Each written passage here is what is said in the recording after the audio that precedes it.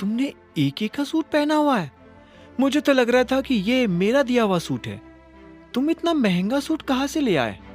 वो अकरम सर ने मुझे कुछ एडवांस पेमेंट दिया था ना, तो मैंने सोचा कि उससे मैं अपने लिए एक सूट तो खरीद ही लूं। ऐसी कौन सी कंपनी है जो एडवांस पेमेंट देती है?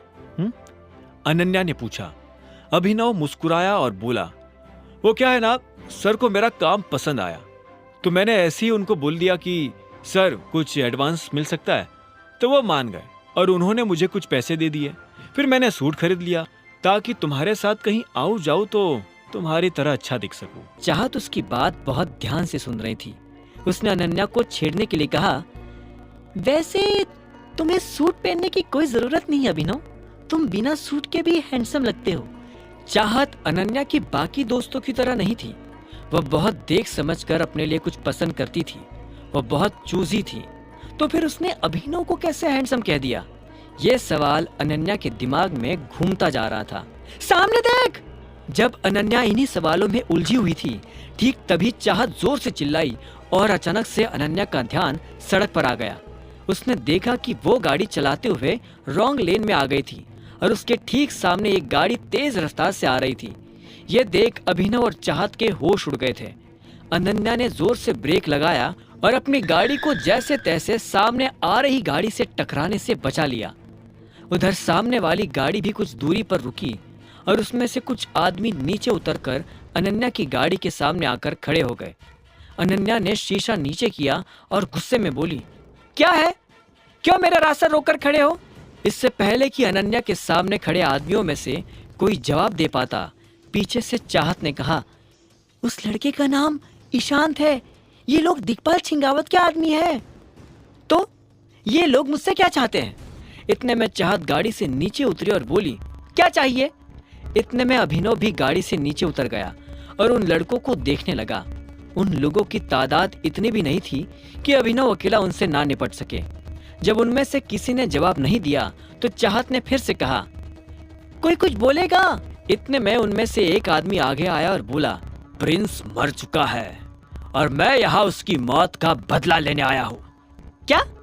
ये क्या कह रहा हो ईशान? प्रिंस मर गया? एनीवेज, उसकी मौत में हमारा कोई हाथ नहीं है, चाहत ने कहा। उसके जवाब में ईशान बोला, उसकी मौत का बदला पूरे गुड़गांव से लिया जाएगा और वैसे भी जिसने उसे मारा है वो यही हमारे सामने है।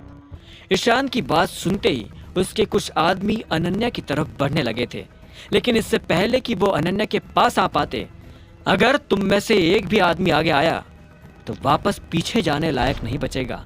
अभिनव की बात सुनकर ईशान को और जोर से हंसी आ गई। उसने कहा, पहले तो मुझे कम गुस्सा आया था, लेकिन अब मुझे और ज्यादा गुस्सा आ रहा है। उस लड़की को यहाँ लेकर आओ अभी। ईशान के आदमी फिर से अनन्या की तरफ बढ़ने लगे थे। अनन्या को घबराहट हो रही थी। उसे लग नहीं रहा था कि अभिनव इन लड़कों से उसे बचा पाएगा, लेकिन जैसे एक आदमी ने अनन्या का हाथ पकड़ने के लिए अपना हाथ बढ़ाया तो इतने में अभिनव ने उसका हाथ जकड़ा और जोर से दबा दिया। उस आदमी को भयंकर दर्द हो रहा था और वो बुरी तरह से चिल्ला उठा। अभिनव उसे चिल्लाते हुए देख मुस्कुराया और उसके दाईं तरफ से आ रहे एक आदमी के पेट में लात मार दी।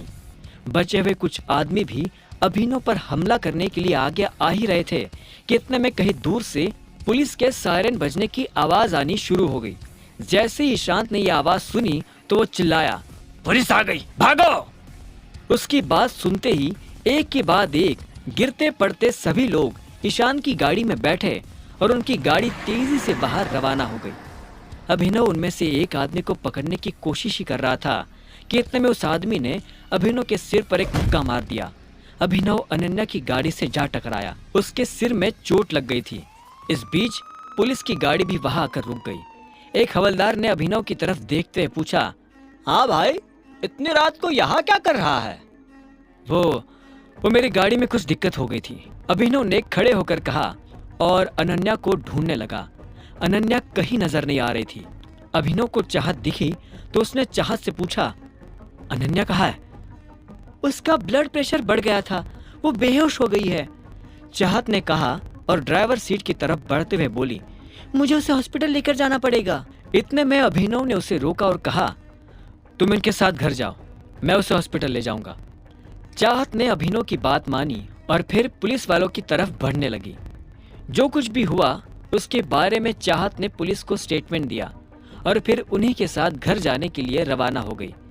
इधर अभिनव भी अनन्या को हॉस्पिटल ले जाने के लिए निकल पड़ा था। इस बीच अभिनव ने राजीव और शर्मिला को भी फोन कर वो सब बता दिया जो अभी हुआ था। आगे की कहानी जानने के लिए देखें अगला एपिसोड सिर्फ